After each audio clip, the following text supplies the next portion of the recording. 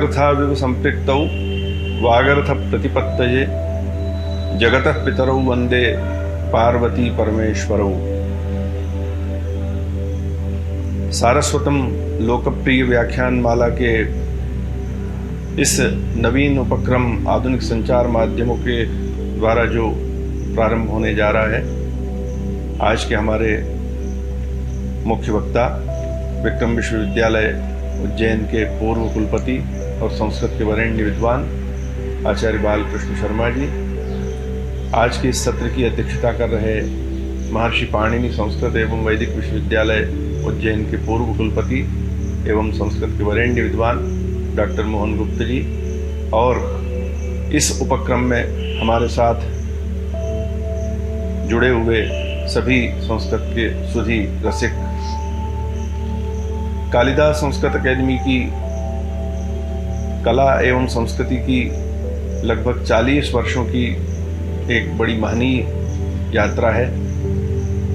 इस यात्रा के अंतर्गत देश विदेश के मूर्धन्य विद्वान एवं सर्वोच्च कलाकार अकादमी के आमंत्रण पर आए और हमारी संस्कृति के संरक्षण एवं संवर्धन के लिए अपनी भावांजलि उन्होंने अर्पित की है।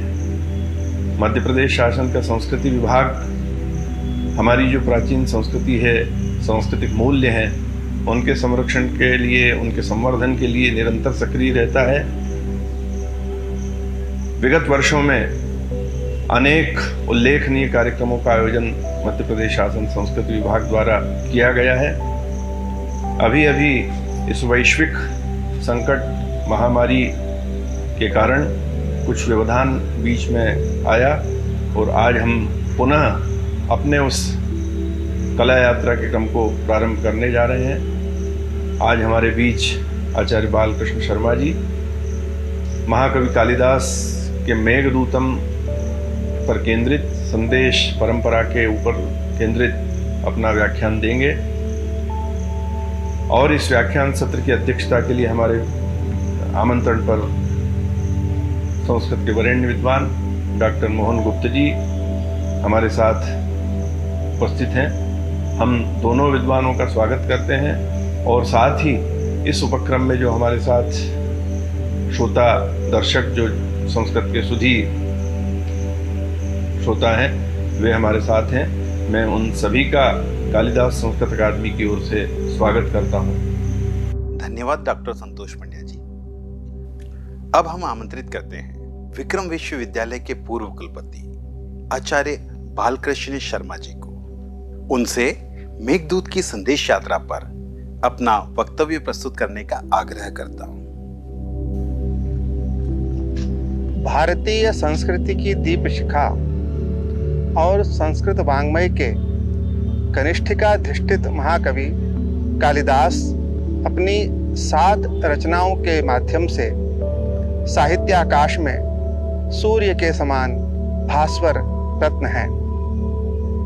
महाकवि ने अपनी रचनाओं में पारंपरिक दृष्टि से दृश्य काव्य और श्रव्य काव्य दोनों का संसार रचा। 3 नाटक, 2 महाकाव्य और 2 खंड काव्य, इस प्रकार 7 रचनाओं का यह रचना संसार महाकवि ने निर्मित किया है। जहां तक नाटकों और महाकाव्यों का प्रश्न है, पारंपरिक रूप से वे पहले भी लिखे जाते रहे, किंतु महाकवि ने ऋतुसंहार नामक खंडकाव्य में ऋतुओं का वर्णन करके एक अभिनव परंपरा का सूत्रपात किया। साथ ही मेघदूत नामक खंड काव्य या दूत काव्य या संदेश काव्य की रचना कर एक नवीन काव्य परंपरा का सूत्रपात भी किया। तात्पर्य यह कि मेघदूत या मेघ संदेश नामक जो काव्य रचना महाकवि ने सबसे पहली बार रची, उसका अनुगमन आज तक होता आया है। संदेश काव्य या दूत काव्यों की एक पूरी की पूरी परंपरा महाकवि के मेघदूत से ही आरंभ होती है। यह जो अत्यंत संक्षिप्त कलेवर वाला, जिसके पद्यों की संख्या विभिन्न गणनाओं के अनुसार 111 से लगाकर 125 तक जाती है, यह काव्य दूत काव्य या संदेश काव्य कहलाया। मेघदूतम या मेघ संदेशः, यह दोनों ही नाम इस महाकाव्य के लिए प्रचलित हैं। विद्वानों ने इसे अत्यंत संक्षिप्त कलेवर वाला होने पर भी इसके काव्य गौरव के कारण महाकाव्य भी कहा। यद्यपि पारंपरिक दृष्टि से हम इसे खंड काव्य की श्रेणी में रखते हैं। इसमें मेघ को दूत बनाकर रामगिरी पर निवास करने वाले एक यक्ष ने अपनी प्रिया तक अपना संदेश पहुंचाया है। उत्तर भारत में इस खंड काव्य को मेघदूतम के नाम से प्रसिद्धि मिली, वहीं दक्षिण की परंपरा इस महाकाव्य को मेघ संदेशः ऐसा नाम देती है। इस काव्य में संदेश भेजा गया है और वह संदेश रामगिरी पर निवास करने वाला यक्ष अपनी प्रिया तक पहुंचाता है, जो अलका में निवासरत है।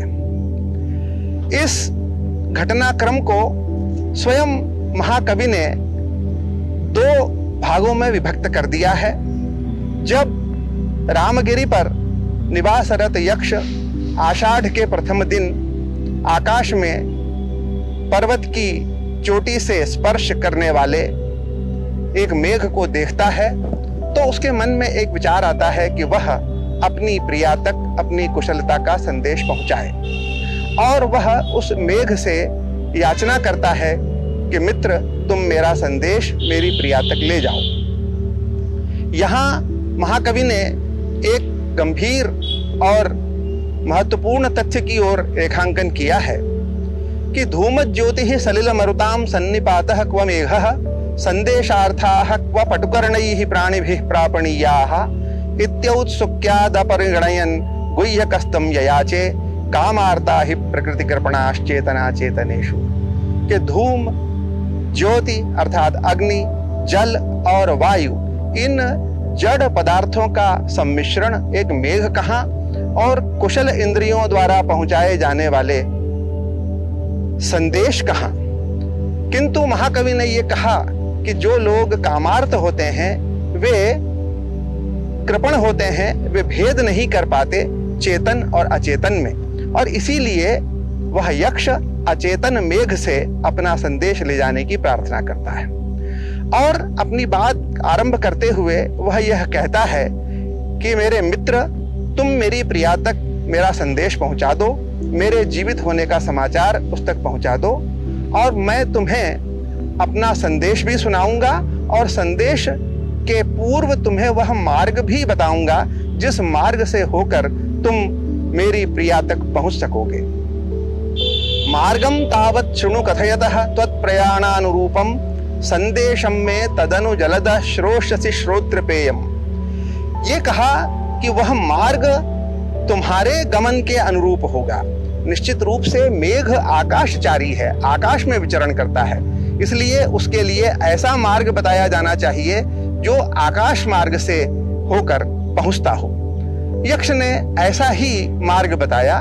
रामगिरी से लगाकर कैलाश की गोदी में विद्यमान जो अलकापुरी है, उस अलकापुरी तक पहुंचने के लिए वह मार्ग आकाश मार्ग है, और उस मार्ग में जो विशेषण दिया गया है त्वत् प्रयाणानुरूपम, कि वह मार्ग तुम्हारे प्रयाण के अनुरूप होगा, उसका पूरा का पूरा ध्यान महाकवि ने रखा है।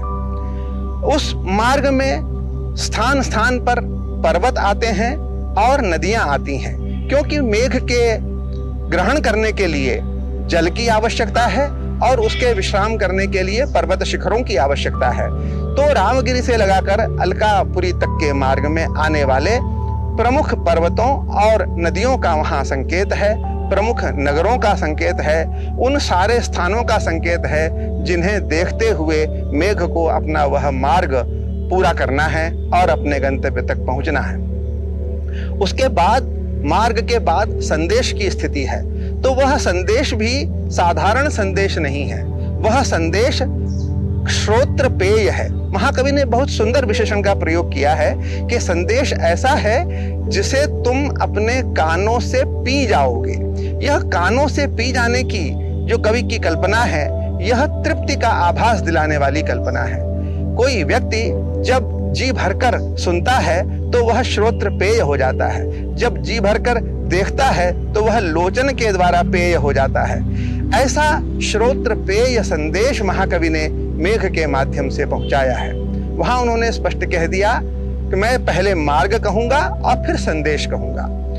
तो मेघदूत काव्य के जो 2 खंड माने जाते हैं, उन्हें भी परंपरा के अनुसार मेघदूत मानने वाली जो परंपरा है वह पूर्व मेघ और उत्तर मेघ नामक 2 खंडों में विभक्त करती है, और जो दाक्षिणात्य परंपरा है जो इस काव्य का नाम मेघ संदेश कहती है, वह मेघ संदेश पूर्व संदेश और उत्तर संदेश इस प्रकार के 2 खंडों में विभक्त है। तात्पर्य यह कि मेघदूत का जो पूर्वार्ध है वह मार्ग को बतलाता है और उत्तर भाग संदेश को बतलाता है। इस मार्ग को लेकर बहुत विवेचन हुआ है, बहुत विश्लेषण हुआ है, और आज हम विशेष रूप से इस मार्ग का उल्लेख न करते हुए संदेश की बात करना चाहेंगे, क्योंकि इसमें संदेश का प्राधान्य है। उत्तर मेघ में जब यक्ष मेघ को अलकापुरी तक पहुंचा देता है, तब वह अलकापुरी का वर्णन करता है और फिर उस अलकापुरी में अपने घर का वर्णन करता है, अपने घर के परिसर का वर्णन करता है, जिससे कि मेघ उस घर को देखकर आसानी से पहचान सके। और घर का विवरण देते हुए वहीं पर फिर यक्षिणी की चर्चा आती है, यक्षिणी का वर्णन प्राप्त होता है। महाकवि अनेक पद्यों में उस यक्षिणी का ऐसा चित्र उपस्थित कर देते हैं जिसे देखकर मेघ को उसे पहचानने में कोई असुविधा न हो। आगे चलकर महाकवि मेघ से कहते हैं कि इस प्रकार के लक्षणों वाली जो सुंदरी तुम्हें वहां दिखाई दे, उसे तुम मेरी प्रिया समझना, और उसके बाद बहुत धैर्य के साथ तुम उसके साथ बातचीत करने का उपक्रम आरंभ करना। यहाँ यक्षिणी की जिस विरह दशा का वर्णन किया गया है वह अत्यंत हृदयावर्जक है और हृदय को आकर्षित करता है। वह यक्षिणी विभिन्न प्रकार के क्रियाकलापों में अपने आप को संलग्न किए हुए है और अपने विरह के दिनों को बिता रही है। उस यक्षिणी को देखने के बाद मेघ से यह कहा गया है कि तुम वहां उस मेरे भवन के एक वातायन में, एक झरोखे में बैठ जाना। यदि वह उस समय सोई हुई हो तो अपनी धीमी धीमी मंद और शीतल पवन से उसे जगाना और उसके बाद अपने धैर्य युक्त गर्जन के वचनों से उस मानिनी से बात करने का उपक्रम करना। यहां पर एक बात और ध्यान में आती है।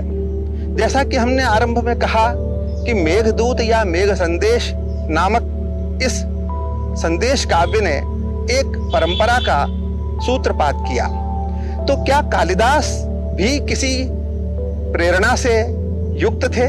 क्या उन्हें भी कहीं से कोई ऐसा आधार मिला जिसके कारण उन्होंने ये संदेश काव्य या दूत काव्य को रचने का उपक्रम किया? तो इसके विषय में एक संकेत मिलता है। महाकवि कालिदास की रचनाओं पर व्याख्या लिखने वाले विद्वानों में महामहोपाध्याय कोलाचल मल्लिनाथ सूरि अत्यंत प्रसिद्ध हैं। उन्होंने कालिदास के तीनों काव्यों पर अर्थात रघुवंश, कुमार संभव और मेघदूत पर संजीवनी नामक टीका का प्रणयन किया। अपनी मेघदूत की संजीवनी व्याख्या में एक पंक्ति लिखते हैं महामहोपाध्याय कोलाचल मल्लिनाथ सूरि। वे यह कहते हैं, सीताम प्रति हनुमत संदेशम मनसि निधाय मेघ संदेशम कवि ही कृतवान इत्याहुः। कि ऐसी एक परंपरा है जो ये मानती है कि सीता के प्रति हनुमान के द्वारा राम ने जो संदेश भेजा था उसके संस्कार को अपने मन में धारण करके कवि ने इस मेघ संदेश की रचना की है। विरह वेदना से भरे हुए यक्ष के संदेश का आरंभ जिस पदावली से हो रहा है वह पदावली अत्यंत महत्वपूर्ण है। महाकवि कह रहे हैं, भर्तुः मित्रम प्रियम अविधवे विद्यमाम अम्बुवाहम। संदेश देने के लिए जो व्यक्ति या जो दूत उपस्थित है, सबसे पहले उसे अपना परिचय देना होता है और सीधे सीधे वह स्वयं की बात नहीं करेगा, अपितु वह यह कह रहा है कि स्वामी का मित्र हूं और मैं तुम्हारे पति के संदेशों को अपने हृदय में धारण करके तुम्हारे समीप आया हूं। कितनी महत्वपूर्ण पदशैया है, कितनी महत्वपूर्ण पदावली है, क्योंकि विरह की व्यथा में अत्यंत करुण दशा को प्राप्त वह यक्षिणी, उसके कान में पहला शब्द पड़ेगा भर्तुः, अर्थात सीधे सीधे अपने पति के बारे में सुनने के लिए उत्सुक होगी। तो भर्तुः कहने से बात नहीं बनती, स्वामी, तो स्वामी से आगे क्या, स्वामी का मित्र, मित्र कौन सा, प्रिय मित्र। और उसके बाद अविधवे यह संबोधन सूचित करता है कि तुम्हारा प्रिय, तुम्हारा पति अभी जीवित है और वह मेरे माध्यम से अपने संदेश को तुम तक पहुंचा रहा है।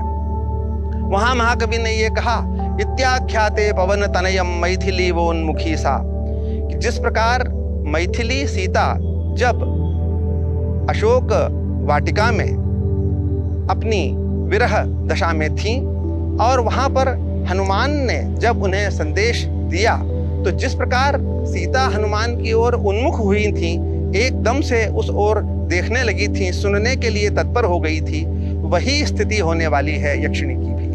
इसीलिए शायद मलिनाथ ये कहते हैं कि हनुमान का जो संदेश है वो कहीं न कहीं कवि के मन में है। जब यक्ष का संदेश मेघ उपस्थित करता है तो उस संदेश में जो करुणा भरी है, उसमें जो यक्ष की विरह व्यथा है, उसे वह सार्थक कर देता है। यक्ष अपना संदेश पहुंचाते हुए उस अपनी प्रिया को कहता है कि मैं तुम्हारे सादृश्य को देखता हूँ, तुम्हारा स्वप्न देखता हूँ, तुम्हारा चित्र बनाना चाहता हूँ, तुम्हारे द्वारा छुई हुई वस्तु को छूना चाहता हूँ, लेकिन मुझे कहीं भी चैन नहीं मिलता। यह पारंपरिक वर्णन इस बात को सूचित करता है कि जो विरह की दशाएं हैं, उन विरह की दशाओं में अपने मनोविनोद के लिए, अपने प्रिय को खोजने के लिए 4 प्रकार की स्थितियां बनती हैं। या तो वह प्रिय अपनी प्रेयसी को कहीं न कहीं प्रतिबिंबित देखता है प्रकृति के विभिन्न रूपों में, जैसे कि यहाँ यक्ष श्यामा स्वंगम चकित हरिणी प्रेक्षणे दृष्टिपातम वक्त्रच्छायाम शशिनी शिखिनाम बरह भारेषु केशान। वो कहता है कि मैं देखना चाहता हूँ, मयूरों के सुंदर पंखों में तुम्हारे केशों को देखता हूँ, मैं तुम्हारी गति को देखता हूँ, नदियों में तुम्हारी चाल को देखता हूँ, लेकिन मुझे तुम्हारा कहीं कोई साम्य जो है वो दिखाई नहीं देता। वो ये भी कहता है कि मैं स्वप्न में तुम्हें देखना चाहता हूँ, लेकिन स्वप्न में भी तुम्हारा साक्षात्कार मुझे नहीं हो पाता है, स्वप्न में भी मैं तुमसे मिल नहीं पाता हूँ। वो ये भी कहता है कि मैं तुम्हारा चित्र बनाना चाहता हूँ, त्वामालिख्य प्रणय गुपिताम धातुरागैः शिलायाम आत्मानं ते चरणपतितं यावदिच्छामि कर्तुम् आश्रयस्तावन् मुहुरुपचितैर्दृष्टिरालुप्यते मे क्रूरस्तस्मिन्नपि न सहते संगमं नौ कृतान्तः। वह कहता है कि मैं एक शिलाखंड पर जो पर्वतों में मिलने वाले रंगीन धातुराग हैं, उनसे तुम्हारा चित्र बनाना चाहता हूँ और स्वयं भी उस चित्र में अपने आप को तुम्हें मनाने के लिए तुम्हारे चरणों में गिरा हुआ बनाना चाहता हूँ। लेकिन उस चित्र के बनाते बनाते ही तुम्हारे विरह में मेरे नेत्रों में अश्रु आ जाते हैं, मेरी दृष्टि धुंधला जाती है, मैं उस चित्र को पूरा नहीं कर पाता। तो वह जो क्रूर विधाता है, वह उस चित्र में भी हम लोगों का मिलना सहन नहीं कर पाता है। आगे जाकर के तदंग स्पृष्ट वस्तु स्पर्श का बड़ा सुंदर वर्णन है, जब यक्ष यह कहता है कि भित्वा सद्यः किसलय पुटान देवदारुद्रमाणाम ये तत्क्षीर श्रुति सुरभयो दक्षिणेन प्रवृत्ताः आलिंग्यन्ते गुणवती मया ते तुषाराद्रिवाताः पूर्वं स्पृष्टम यदि किल भवेत् अंगमेभिस्तवेति। यक्ष जिस रामगिरी पर निवास कर रहा है वह अलकापुरी से दक्षिण दिशा की ओर है। तो उस उत्तर में स्थित हिमालय में जो देवदारू के वृक्ष हैं, उन देवदारू के वृक्षों के पत्तों में दूध होता है, सुगंधित दूध होता है। उस दूध का, सुगंधित क्षीर का स्पर्श करके आने वाली हवाएं यहाँ तक आती हैं, रामगिरी तक, और मैं उन हवाओं का ही आलिंगन कर लिया कर लेता हूँ, उन हवाओं को ही स्वयं में अनुभव कर लेता हूँ कि शायद उन हवाओं ने कभी तुम्हारा स्पर्श किया हो। इस प्रकार की जो 4 प्रकार की मनोदशाएं हैं, उन चारों प्रकार की मनोदशाओं का वर्णन भी यक्ष के संदेश में है। आगे जाकर के यक्ष एक दिलासा देता है, एक भरोसा देता है, एक विश्वास दिलाता है, और वो ये कहता है कि हमारे इस 1 वर्ष की शाप की अवधि का जो विरह है, उसके 8 महीने बीत चुके हैं। अब केवल 4 महीने बचे हैं, और वह 4 महीनों का समय उस दिन पूरा हो जाएगा जब भगवान विष्णु अपनी शेष शैया को त्याग कर उठेंगे। तो तुम उस दिन की प्रतीक्षा करो, किसी तरह से इन दिनों को भी बिता लो, क्योंकि यहाँ कवि का संदेश महत्वपूर्ण हो जाता है। ऐसा कौन व्यक्ति है जिसको जीवन में केवल सुख ही सुख मिला है? ऐसा कौन व्यक्ति है जिसको जीवन में केवल दुख ही दुख मिला है? क्योंकि सुख और दुख तो एक पहिए की भांति क्रमशः ऊपर और नीचे होते रहते हैं। कस्यात्यंतम सुखमुपनतम दुःखमेकान्ततो वा नीचैर्गच्छत्युपरि च दशा चक्रनेम क्रमेण। ये यक्ष का संदेश महाकवि की उस चिरंतन भावना को बतलाता है जो सुख और दुख के परिवर्तन को भी सूचित करती है, और एक विश्वास धारण करती है वह यक्षिणी कि निश्चित ही शीघ्र ही अब मुझे मेरे पति से मिलने का समय आ रहा है, और वह आश्वस्त हो जाती है। इस आश्वस्ति के भाव के साथ महाकवि अपने काव्य का उपसंहार करते हैं, जब वे यह कहते हैं कि माभूदेवं क्षणमपि च ते विद्युता विप्रयोगः। वे मेघ को यह शुभकामना देते हैं, यह आशीर्वाद देते हैं, यह मंगल स्वर सुनाते हैं कि जिस प्रकार मैं अपनी प्रिया से वियुक्त हो गया हूँ और अत्यंत निराश होकर, दुखी होकर तुम में एक आशा की किरण देख रहा हूँ, तुम्हारे द्वारा अपना संदेश भेजने के लिए मैं विवश हो गया हूँ, तो तुम्हारे लिए मेरी यही मंगल कामना है कि हे मेघ, तुम्हारी प्रेयसी जो विद्युत है, जो बिजली है, उससे तुम्हारा विप्रयोग, तुम्हारा बिछोह, तुम्हारा वियोग कभी न हो। और वस्तुतः देखा जाए तो महाकवि का यह संदेश या उनकी यह मंगल कामना अपने उन समस्त पाठकों के लिए भी है जो इस मेघदूत नामक काव्य का रसास्वाद कर रहे हैं कि उन्हें कभी भी अपने प्रिय का वियोग सहन न करना पड़े। धन्यवाद आचार्य बालकृष्ण शर्मा जी। अब अध्यक्षीय उद्बोधन हेतु मैं आमंत्रित करता हूं पूर्व कुलपति महर्षि प्राणिणी संस्कृत एवं वैदिक विश्वविद्यालय के पूर्व कुलपति डॉक्टर मोहन गुप्त जी को। इदं कविभ्यः पूर्वेभ्यः नमो वाकं प्रशास्महे विंदे में देवतां वाचम अमृताम आत्मने कलाम। महाकवि भवभूत ने वाणी को आत्मा की अमृतमयी कला माना है। आज हम मेघदूत पर चर्चा करने जा रहे हैं। मेघदूत की संदेश यात्रा पर विक्रम विश्वविद्यालय के कुलपति आचार्य बालकृष्ण शर्मा ने बड़ा विशद प्रस्तुतिकरण किया है। उनकी ये विशेषता है कि उनके वक्तव्य प्रामाणिकता तो है ही, विषय के पास हमेशा पूरा समर्पण रहता है। मेघ का जो संदेश अपनी प्रिया के लिए यक्ष ने भिजवाया, बड़ी प्रामाणिकता के साथ उसने अपनी प्रिया को प्रस्तुत किया। कहा तुझे जाता है कि संदेशार्था क्व पटुकर्णी प्राण भी प्रापणीया। पटुकर्ण जो जिनकी इंद्रियां कुशल होती वे ही संदेश भेजते हैं, लेकिन यहाँ अचेतन मेघ ने भी उसी प्रकार संदेश भेजा जिस प्रकार कोई संदेश कुशल संदेश वाहक संदेश भेजता है। किसी पोषित भर्तृका के पास संदेश भेजा जाए तो पहली बात वो यही सुनना चाहेगी कि उसका पति कुशल तो है, और इसलिए उसने शुरू किया भर्तुर मित्रम त्वमविधवे विद्यमाम अम्बुवाहम।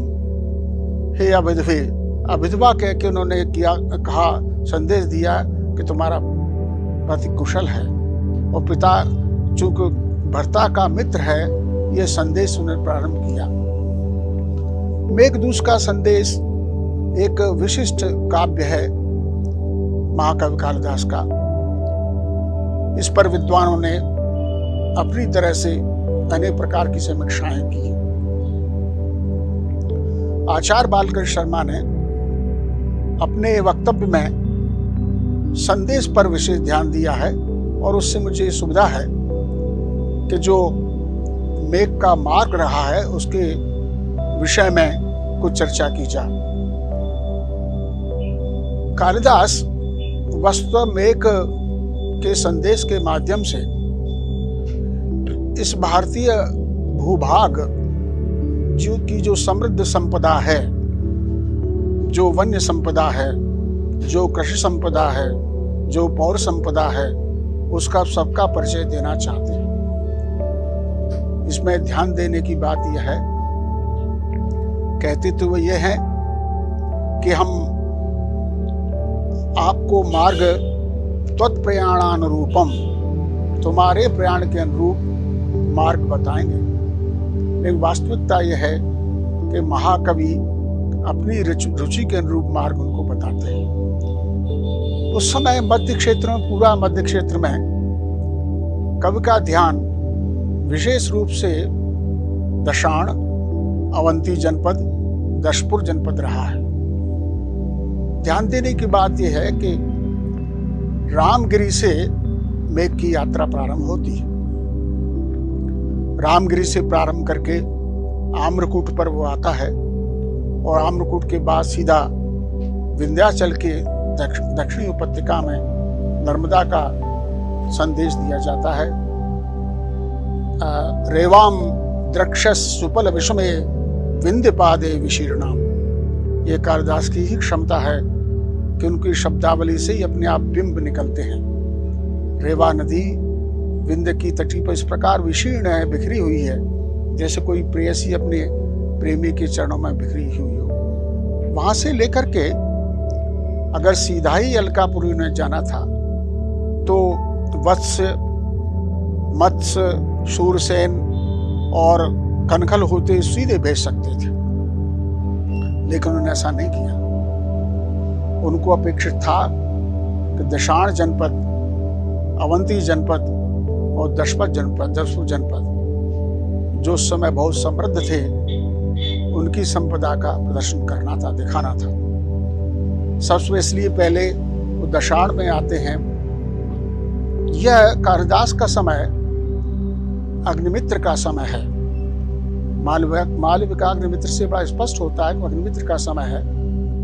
मालविकाग्निमित्र से हमको यह भी पता चलता है कि विदर्भ का और विदिशा का विशेष संबंध था, और इसलिए विदिशा में कवि की कल्पना जाती है, और वहाँ का जो सांस्कृतिक वैभव है उसका वर्णन, विशद वर्णन दशाण और उसकी राजधानी विदिशा के मार्फत करते हैं। लेकिन यह कालिदास ने बहुत स्पष्ट कर दिया कि उनका अनुराग अवंती जनपद और उज्जैन के लिए विशेष है, और इसलिए कहते हैं कि भाई मेघ, तुम्हें थोड़ा चक्कर तो लगाना पड़ेगा, लेकिन जरा अवंती होकर जरूर जाना।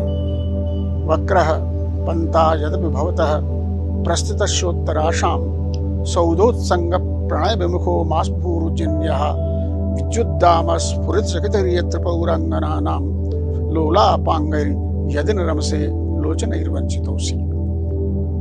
जानबूझकर मेघ को अवंत की ओर भेजा गया, और फिर अवंत जनपद की संपदा का उन्होंने वर्णन किया है। अनुमान लगाया सकता है कि उस काल में ईसा पूर्व प्रथम शताब्दी में कितना यह समृद्ध नगर रहा होगा, जिसके बारे में कालिदास कहता है कि शेषैर पुण्डी रतमिव दिव्य कांतिमत खंड में कम, जैसे स्वर्ग का एक टुकड़ा ही पृथ्वी पर आ गया हो। कालिदास ने तो यहाँ तक कहा है कि यहाँ पर इतनी संपदा थी मानो समुद्रों को सारे हीरे जवाहरात उज्जैन में आ गए हों। वास्तविकता यह है कि उज्जैन एक बहुत समृद्ध शहर उस समय था। सारे मध्य में क्षेत्र में कोई नहीं था। पूर्व में पाटलिपुत्र था, पश्चिम में तक्षशिला था। इसलिए यहाँ की संपदा, यहाँ का वेश संस्कृति, यहाँ के वैभव विलास सबको आकर्षित करते थे। कवियों को, विद्वानों को, व्यापारियों को, सार्थवाहों को सबको आकर्षित करते थे। सारा वर्णन कालिदास ने उज्जैन का किया है। लेकिन उज्जैनी में आके कालिदास महाकाल को कैसे भूल जाते, और महाकाल के लिए भी बड़ा स्पष्ट कहा है कि देखिए, तुम सूर्यास्त से किंचित पहले पहुंचोगे तो, लेकिन सूर्यास्त तक जरा इंतजार करना। अप्यस्मन जलधिर जलद महाकाल महासाध्य काले स्थातव्यम ते नयन विषम या वदत्य विभान। और जब सूर्यास्त होने लगे तब थोड़ा रुक जाने। कारण सी है, संध्या समय भगवान शूलपाणी की आरती हो रही होगी। उस समय तुम अपने गर्जन से ढोलक बजाना, पटह काम करना, ये तुम्हारी सेवा होगी। अद्भुत कल्पना है कालिदास की। भगवान को पूरी अर्चना मेघ के द्वारा करवाता है। यहाँ का वेश संस्कृति, यहाँ की अभिसारिका हैं, यहाँ की वधुएं हैं, सबका वर्णन उन्होंने किया है। और विशेष बात यह है कि रामगिरी से ये मेघ चला है और पहला रात्रि विश्राम उज्जैनी में ही करवाया है। महाकाल ने उज्जैनी को इस लायक समझा कि उसका मेघ उज्जैनी में रात्रि विश्राम करे। यहाँ की संपदा का वर्णन करने के पश्चात आगे गंभीर नदी के पास जाते हैं। मध्य प्रदेश की उन्होंने छोटी छोटी नदियों पर ध्यान दिया हुआ है। यहाँ विशेष क्षेत्र उनको प्रिय था। आचार्य विद्यानिवास मिश्र कई बार विनोद में कहा करते थे कि उज्जैन उनकी कर्मभूमि रही है, लेकिन जैसा उज्जैन का वर्णन, उज्जैन की युवतियों का वर्णन उन्होंने किया है, उससे वो उनकी बहनों का वर्णन नहीं लगता, उनकी सालियों का वर्णन लगता है। ये विनोद में कहा करते थे। और इसलिए उनका निष्कर्ष था कि उज्जैन कालिदास की ससुराल रही होगी। जन्म का चाहे कहीं भी रहा हो, उनकी ससुराल रही होगी। यहाँ बहुत समय बिताया। मुझे यह भी कल्पना लगती है कि जिस विरह की बात यक्ष के द्वारा कहा जा रहा है, हो सकता है कोई मालविका ही कालिदास की प्रेयसी रही हो और उसके विरह के लिए उन्होंने संदेश भेजा हो, यक्ष को उसका बहाना बनाया हो, और इसलिए उनका सारा ध्यान, उनकी सारी शब्द संपदा, सारी उनकी कल्पना संपदा उन्होंने अवंती जनपद पर उड़ेल दी है। गंभीरा के बाद दशपुर में जाते हैं। दशपुर मंदसौर भी उस समय बड़ा समृद्ध शहर था। वत्सभट्टी के लेख में दशपुर का उल्लेख है। वहाँ पर वहाँ की वीरमणियों का वर्णन वो करता है, चंबल नदी का वर्णन करता है। अपनी पूरी, कहने का तात्पर्य, अपनी पूरी यात्रा में वह अधिकांश समय दशाण, अवंती और दशपुर जनपद में व्यतीत करता है। इस पर राजस्थान का थोड़ा सा उल्लेख करने के बाद सीधा कनकल होते हुए और अलकापुरी में पहुंच जाता है। बड़ा सटीक, सचित्र वर्णन कालिदास का है। कालिदास जैसे बिरले ही कवि हुआ करते हैं। मेरा सोचना है कि विलियम जोन्स ने शकुंतला का अनुवाद करके ब्रिटेन भेजा। उसने अगर पहले मेघदूत का अनुवाद करके भेजा होता तो हो सकता है कि वहाँ का जो प्रबुद्ध वर्ग है और भी मुग्ध हुआ होता। एक संदेश काव्य के माध्यम से एक अनुपम काव्य उन्होंने महाकवि कालिदास ने हमें दिया है। और जहाँ भारतीय जो सांस्कृतिक संपदा है, भारतीय जो कृषि संपदा है, भारतीय जो वन्य संपदा है, सबका निदर्शन उसमें मिलता है। धन्यवाद डॉक्टर मोहन गुप्ता जी। कृतज्ञता ज्ञापन हेतु अकादमी की निदेशिका श्रीमती प्रतिभा दवे सादर आमंत्रित। मेघदूत की संदेश यात्रा पर अभी आपने डॉक्टर बालकृष्ण शर्मा और डॉक्टर मोहन गुप्ते जी के विचार सुने। दोनों विद्वानों के प्रति कालिदास संस्कृत अकादमी की ओर से मैं हृदय से कृतज्ञता ज्ञापित करती हूँ। आप सभी सुधी श्रोताओं का हृदय से धन्यवाद ज्ञापित करती हूँ। अगले मंगलवार को पुनः नए कार्यक्रम के साथ हम रूबरू होंगे। धन्यवाद।